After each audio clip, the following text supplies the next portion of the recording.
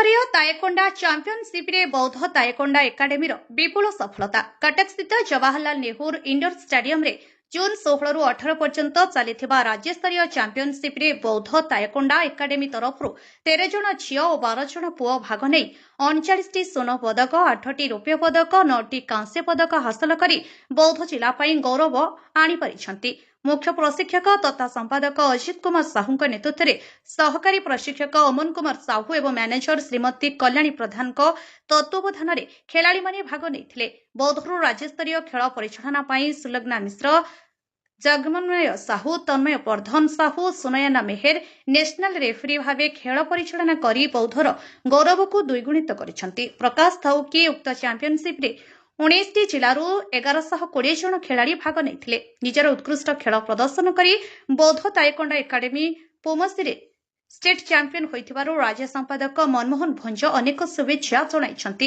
एकाडेमीर कमिटीर सभापति जगेश्वर मिश्रଙ୍କ सहित समस्त सदस्य, अभिभावक और खेल प्रेमी व्यक्ति माने जिला क्रीडांगन परिसर में एक स्वतंत्र सभा करी खेलाड़ी मानक फूलतोड़ा और मिठा खुआई शुभेच्छा अभिनंदन जणाइथिले। बौद्धरू प्रतिभास पल्लियांक रिपोर्ट, आपणक खबर।